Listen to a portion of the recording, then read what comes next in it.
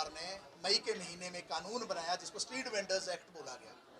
यह street vendors act की जो धारा 1 से लेकर धारा 19 स्पष्ट रूप से इस बात का पूरा व्याख्यान करती है कि पूरे देश के अंदर जो रेडी फड़ी तहबाजारी का काम करने वाले लोग हैं, इनको बसाया जाना चाहिए, इनको उजाड़ा नहीं जाना चाहिए। इस कानून का जो सार है वो ये है कि तहबाजारी को उजाड़ा नहीं जा सकता है बल्कि बसाया जाएगा।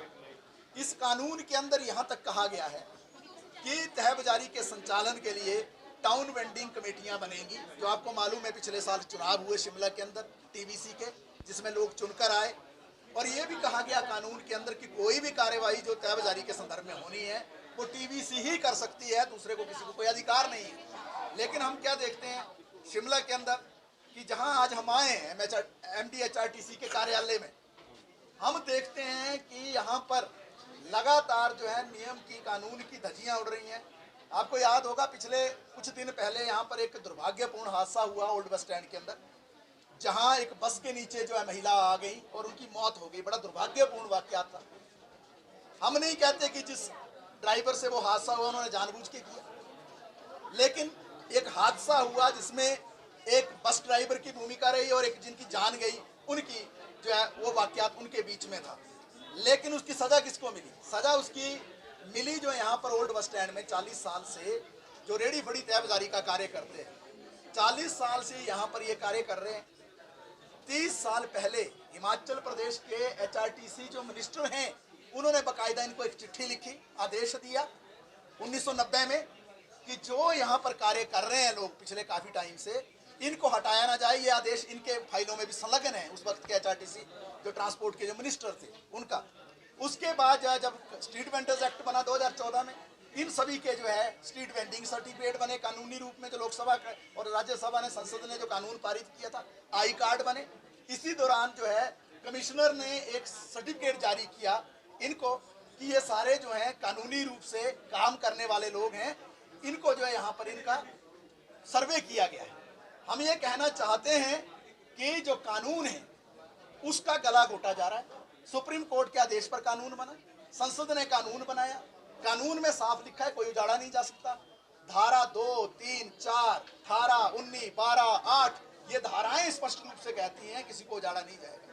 हम दूसरी तरफ क्या देख रहे हैं, IGMC के पास भी 1 लाख रुपए से ज्यादा सामान जो है तहबाजारी का जब्त करके बैठे हैं 15 दिन से। कानून की धारा 19 बोलती है उसका B पार्ट कि सामान जब्त नहीं किया जा सकता। अगर जब्त किया गया सामान 24 घंटे के अंदर वापस लौटाना है। 15 दिन से 1 लाख रुपए से ज्यादा सामान लेकर जब्त करके बैठे हैं, दे नहीं रहे उसको वापस। ये क्या चल रहा है?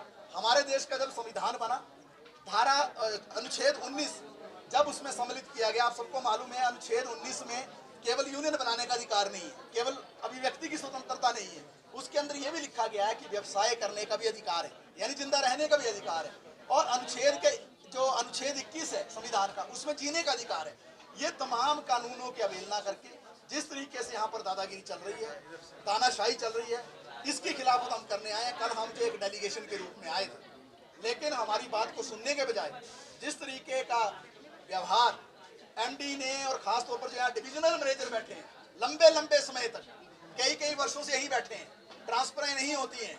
ये अधिकारी जो है यहाँ बिल्कुल ऐसा मान के चल रहे हैं कि इनको कोई हटा नहीं सकता है, ये इनकी मर्जी में जो आता है वही चलता है।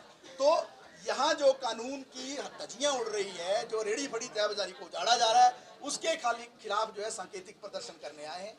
हम इनको कहना चाहते हैं, अगर तुरंत जो है इनको रीसेटलमेंट इनका नहीं किया, रिहेबिलिटेशन नहीं किया, कानून कहता है उजाड़ा नहीं जा सकता है। कानून ने इनकी जो है सर्वे किया है, कानून के तहत इनको वेंडिंग सर्टिफिकेट मिले, आई कार्ड मिले, ट्रांसपोर्ट मिनिस्टर का सर्टिफिकेट मिला, कमिश्नर का सर्टिफिकेट मिला। क्या ये सुप्रीम कोर्ट से ऊपर है? क्या यह देश की संसद के ऊपर है? क्या ये हिमाचल प्रदेश के ट्रांसपोर्ट मिनिस्टर से ऊपर है? क्या ये कमिश्नर जो पूरे शहर को चलाते हैं, जो मेयर के साथ इनकी एक अग्रणी भूमिका होती है, क्या उन कमिश्नर से ऊपर ये हो गए? तो हम इसके खिलाफ आज सांकेतिक प्रदर्शन करने आए हैं। अगर जो है न्याय नहीं मिलता है, वो जो IGMC में सामान जब्त किया अगर 1 दिन के अंदर जो वापस नहीं मिलता है, और यहाँ पर जो उजाड़े गए ओल्ड बस स्टैंड से छोटा छोटा कारोबार करते हैं, गरीब लोग हैं, 40 साल से उसी पेशे में रह रहे हैं। एक जो बुजुर्ग हैं उनकी बहुत बीमारी के दौर से वो गुजर रहे हैं, परिवार का पूरा जो गुजर बसर है इसी धंधे से होता है, 1 महीने से बैठने नहीं दिया जा रहा है।